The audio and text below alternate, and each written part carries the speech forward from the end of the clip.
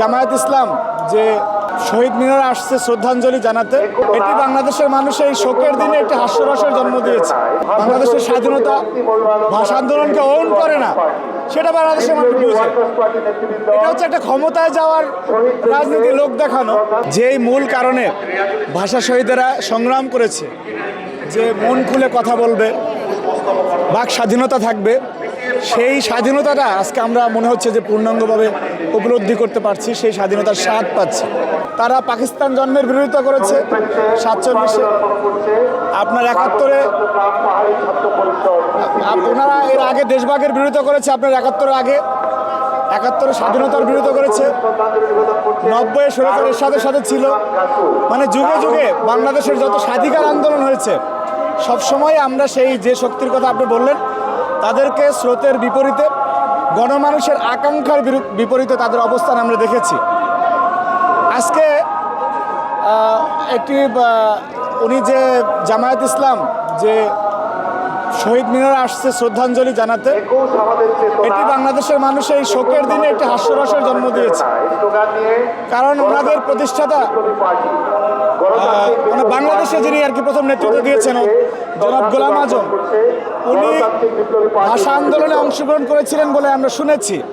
আবার পরবর্তীতে উনি আবার সেই অংশগ্রহণটা যে ভুল ছিল সেটি উনি নিজে স্বীকার করে ওনার বই পুস্তকে লিখেছেন যে ভাষা আন্দোলনে অংশগ্রহণ করা ভুল ছিল। সুতরাং ওনারা যদি আবার এবং ওনাদের পরবর্তী প্রজন্ম দীর্ঘ যুগের পর যুগ কোনো সময় শহীদ মিনারে পুষ্পাঞ্জলি অর্পণ করতে আসেনি, শ্রদ্ধা জানাতে আসেনি, আজকে ওনারা এসেছেন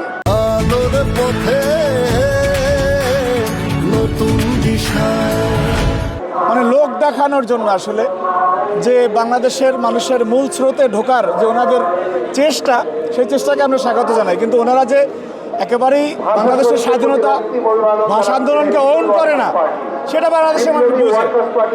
এটা হচ্ছে একটা ক্ষমতায় যাওয়ার রাজনীতি, লোক দেখানো। হৃদয় থেকে ধারণ করে ওনারা এখানে আসেন না, এটা আমরা সবাই বুঝি। তারপরেও এই প্রয়াসকে আমরা সাধুবাদ জানাই যে আসলে ভোটের রাজনীতির জন্য আসলেও ওনারা তো অবশেষে আসলেন। সেই যে আসলেন, জল ঘোলা করে আসলেন আর কি। প্রধানমন্ত্রী হিসেবে তারেক রহমান শহীদ মিনারে এসেছেন, শুধু এটিই না, যেদিন উনি শপথ নিয়েছেন, যখন উনি বাংলাদেশের প্রধানমন্ত্রীর চেয়ারে মহান রাব্বুল আলামিন ওনাকে আসীন করলেন ছাত্র দলের কর্মী হিসাবে, তখন আমার চোখের পানি পড়ে গিয়েছে। এবং আমার কাছে মনে হয় এই উপলব্ধি সারা দেশের সকল জাতীয়তাবাদী নেতাকর্মীদের, যারা দীর্ঘ 17 বছর একটি নিকৃষ্ট ফ্যাসিবাদের বিরুদ্ধে সংগ্রাম করেছে, আজকের দিনটি একটি অসাধারণ অনুভূতি। কারণ 2016 সালে 21শে ফেব্রুয়ারিতে বাংলাদেশের আপসহীন দেশনেত্রী বেগম খালেদা জিয়া, ওনাকে এই দোয়েল চত্বরে আটকে দেওয়া হয়েছিল যাতে উনি শহীদ মিনার না আসতে পারেন। এবং আমাদের ছাত্রদলের নেতাকর্মীদের উপরে বর্বরোচিত হামলা করেছিল ফ্যাসিস্ট ছাত্রলীগ। সুতরাং সেই দিনগুলো মনে পড়ে, যেই মূল কারণে ভাষা শহীদেরা সংগ্রাম করেছে, যে মন খুলে কথা বলবে, বাক স্বাধীনতা থাকবে, সেই স্বাধীনতাটা আজকে আমরা মনে হচ্ছে যে পূর্ণাঙ্গভাবে উপলব্ধি করতে পারছি, সেই স্বাধীনতার স্বাদ পাচ্ছি। পাশাপাশি আমরা আজকের দিনে প্রতিজ্ঞা করতে চাই যে ধারাবাহিকভাবে ইতিহাসে বাংলাদেশের বিরোধিতা করেছে, সেই অপশক্তি যাতে বাংলাদেশে পুনরায় মাথাচাড়া দিয়ে না উঠতে পারে, সেই বিষয়ে আমরা সজাগ থাকব। এবং যেই বাক স্বাধীনতার জন্য, যেই কথা বলার জন্য, যেই বাংলা ভাষায় মন খুলে কথা বলার প্রত্যয়ে রফিক সালাম, বরকত জব্বাররা জীবন দিয়েছে, সেই প্রত্যয়টুকু আমরা ধারণ করে ছাত্র সংগঠন হিসেবে আমরা এগিয়ে যাব ইনশাআল্লাহ।